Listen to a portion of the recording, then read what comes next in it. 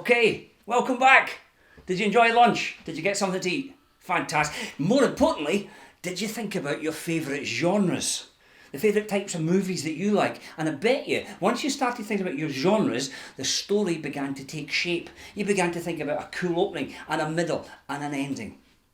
Now, we're going to look at character types. Next thing we do is we have to think about characters. Who are the people in our story? Creating characters can be about the trickiest thing that you do in story writing. You've got to make your characters real. You've got to make them believable. You've got to give them fears and values, and that's where the reader really gets engaged, because they can recognise characters inside your story. Why do your characters do the things they do? Why is the villain evil? You've got to give them a backstory. If you think about Batman, for example, the Joker doesn't just do bad things for bad things' sake. Batman's pushed him into a vat of acid and it's melted his brain, he's gone a little bit insane, and then he takes on that evil character. So they've got, and villains, in story writing and movies, villains have always got the best backstory, because something happened in their life that changed the way they live. It's changed the way they behave. So you create your hero, or your heroine, you create your villain, and I'd also suggest, to begin with, a good sidekick. Sidekicks are usually there for comedy value, and they can help the hero or the heroine, but they can also be there as a bit of a light relief. This is how I create my characters. I use something called a character sheet. You can see it there. I have a box in the middle. I draw my main character, just a little sketch. Down the left hand side, how does that character look? And down the right hand side, how do they behave? These are clues that help me throughout the story writing process keep the characters behaving in a consistent manner. That's my George. Gorgeous George is the character in all my books. George, I don't draw the pictures, by the way. I've got illustrators that do my pictures. I'm rubbish at drawing. I'll show you some of that in a minute. But that's what I saw when I started writing the book. My text said that George had orange hair, greeny blue eyes, cheeky smile. He wore a yellow jersey. He wasn't gorgeous. He's actually described as a badly put together Mr. Potato Head man. But he loves having fun. He's not gorgeous. He's got one eye slightly bigger than the other. But that's cool, because he's a good kid. He loves problem solving.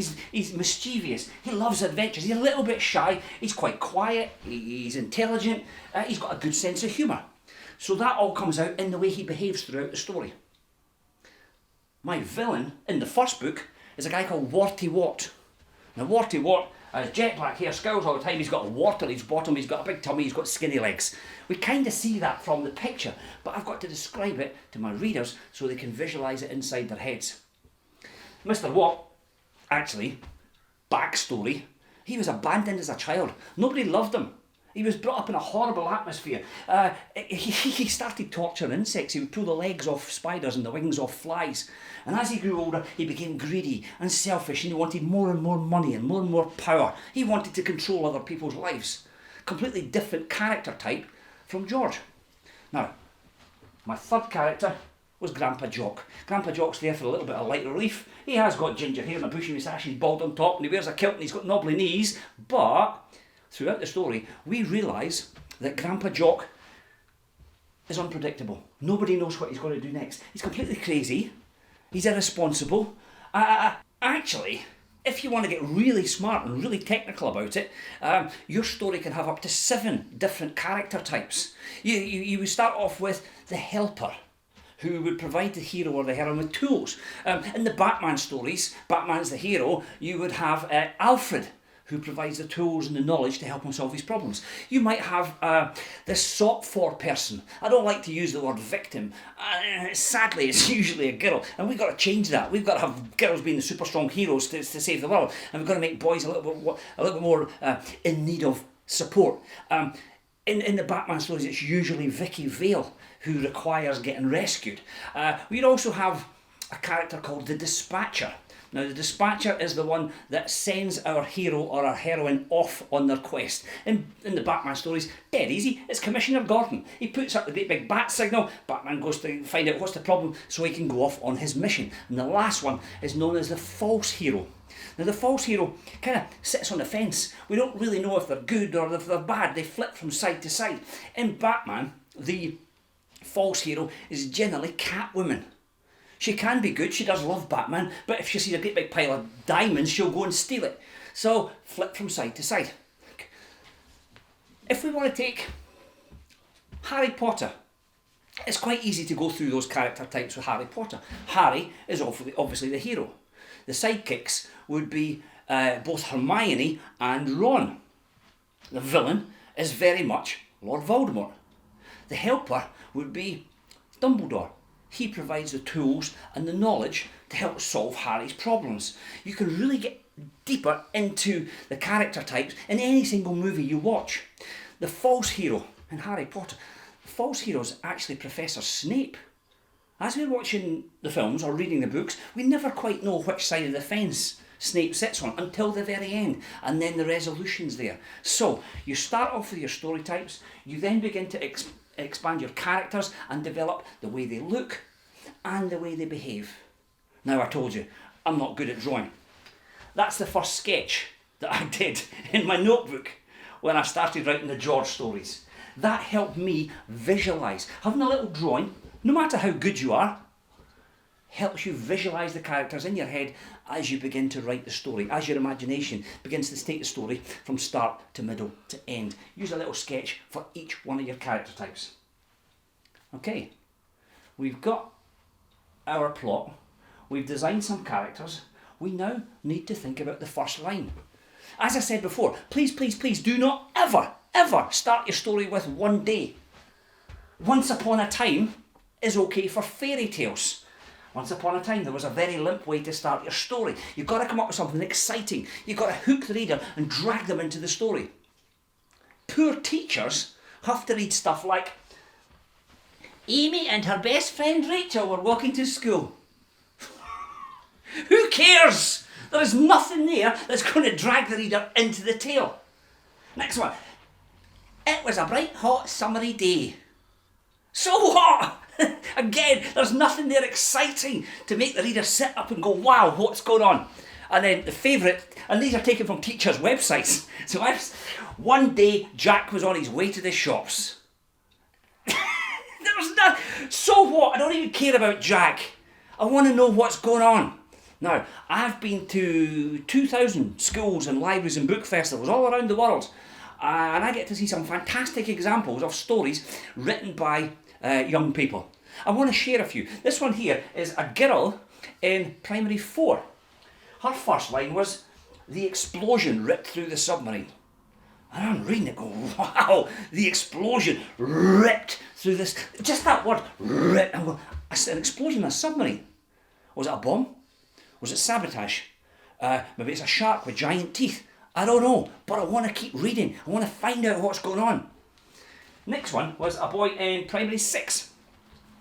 Blood cascaded down my arms as I stumbled through the forest. Whoa, what's going on? There's so many little clues in here. Blood dripped down. Is it his blood? Is it somebody else's blood? Is it red blood? Is it green blood? Is it an alien blood? We don't know. Keep reading. Cascaded down my arms. Look at the style here. This, when the story says my arms, this happened to me, this is my adventure, that's actually known as first person. Jacqueline Wilson writes a lot in first person because it puts the reader in the heart of the action. So you can write it in a style, it's me, this is my story, this is my sword, these are my boots. It's like playing Minecraft where you see the story through the eyes of the main character. Next one here, this is a guy in primary 7. Cautiously, Luke peered around the corner, his eyes widening at the horror that lay before him. It's hideous! You think, what scared him so much? Is it a herd of zombies coming over the hill? Is it a serial killer, with an axe and a chainsaw? Or is it that army of pink fluffy unicorns again? In fact, this one here, it doesn't always have to be horror. Even though the guy wrote horror in the second line, he told me that he was using it as a little bit of a diversion. He wanted the reader to think it was horror, but then he flipped it. What happened after that was, it's hideous! My eyes, that's disgusting! It's my gran and grandpa kissing in the street. It's about embarrassing things that mums and dads and grandparents did to their kids. Yeah, old people kissing. Here's some of my favourites. See if you can guess any of these. Have you ever wondered what it would be like to have £1,000,000? Or £1 billion? How about a trillion? Or even a gazillion? Meet Joe Spud. Any ideas? Let's break it down. We've got a question. The author here doesn't start with, one day there was a boy who had £1,000,000. No, because it's one day. He asks you, the reader, a question. Have you ever wondered what it's like to have Oh yeah, I have. Please tell me more. I want to keep... Anybody know what we'd call it when you ask a question, but you don't really want an answer? This author here uses a rhetorical question to hook the reader and drag them into the story. It's a good way to start. We start off with second person because he's talking to you, the reader. Have you ever wondered? First person is my story. It's all about me. Second person is you the reader. And third person is he did, she did, they did. And he flips from second person to third person with Joe Spud. Any ideas? Right, somebody got it? Well done. It is actually Billionaire Boy by David Walliams. So he's got a totally different way to engage the reader and hook them into the story. Next one. Where's Papa going with that axe? Said Fern to her mother as I was setting the table for breakfast.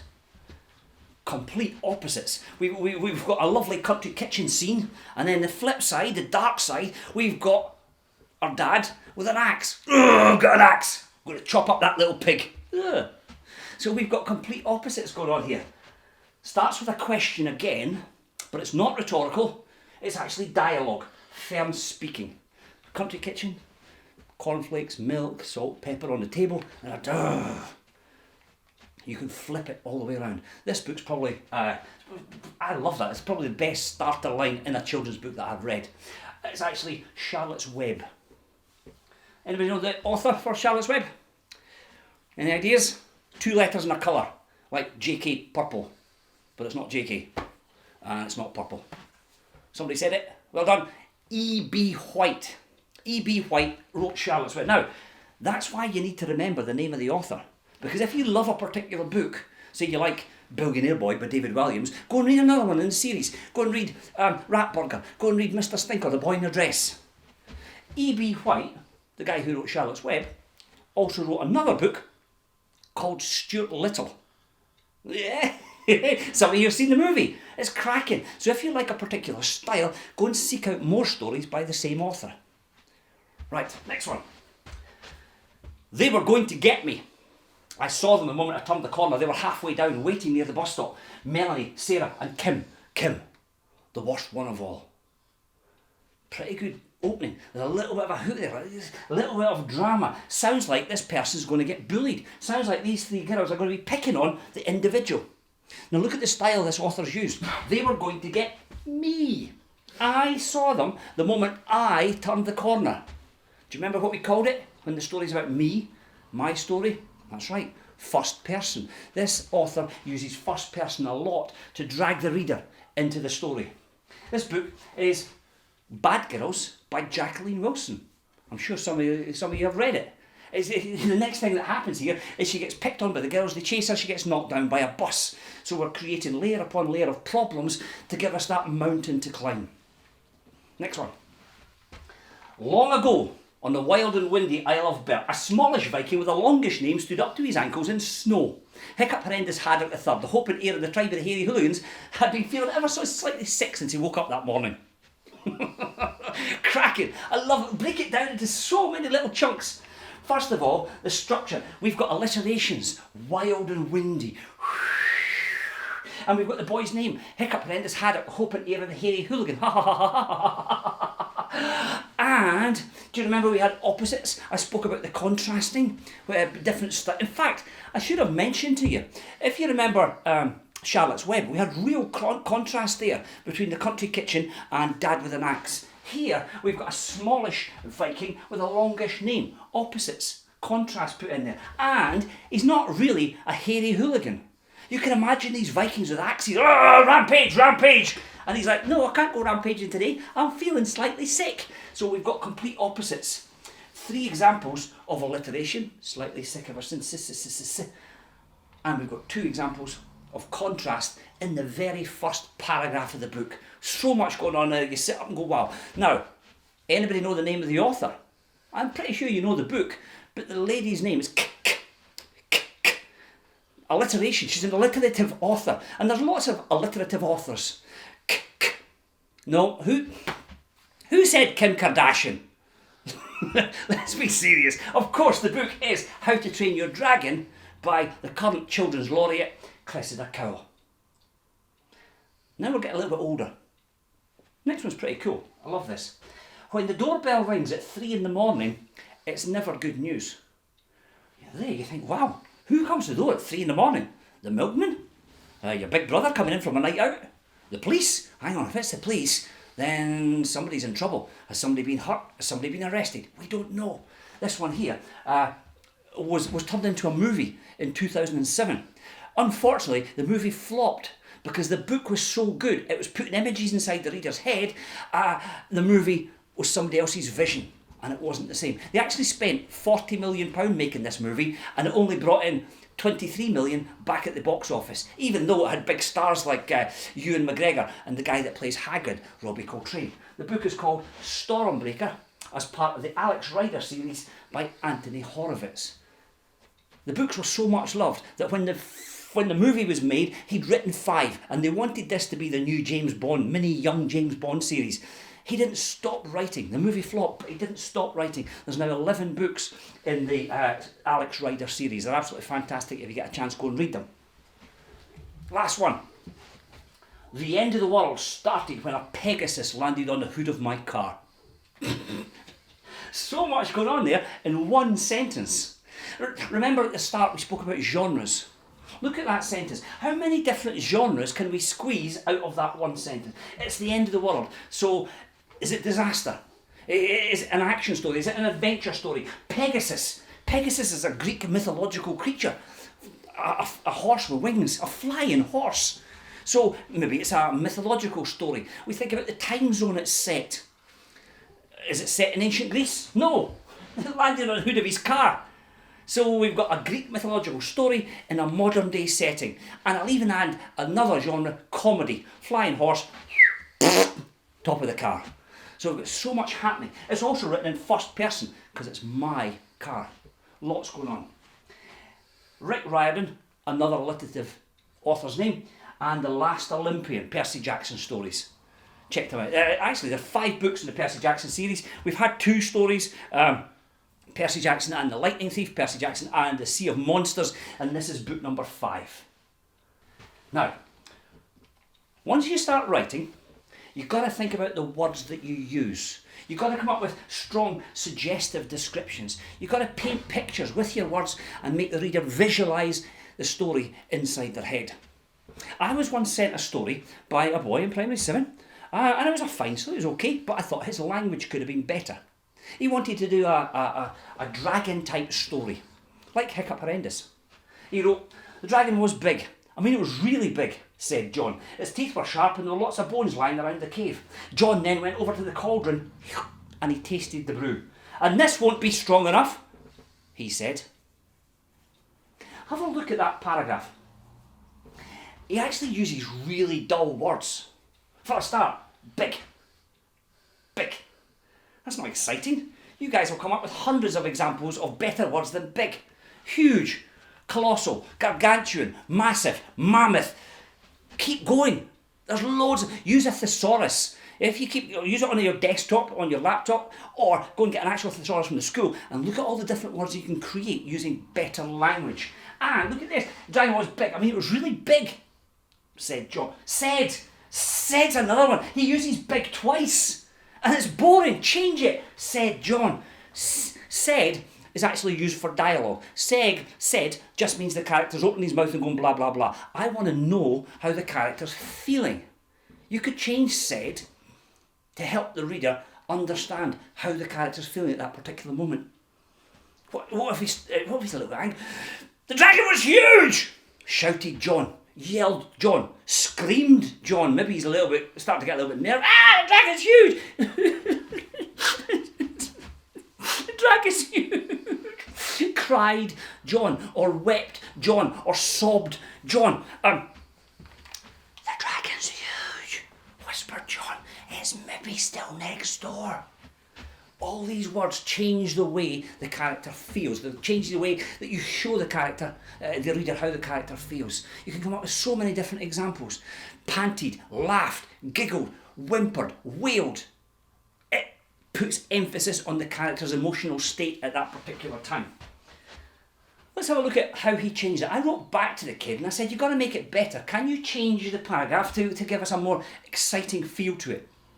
He wrote, the dragon was huge. I mean, it was absolutely enormous, cried John. Its teeth were razor sharp and the cave was littered with dry bones. John then went over to the smoking cauldron and he slurped the foul-smelling brew.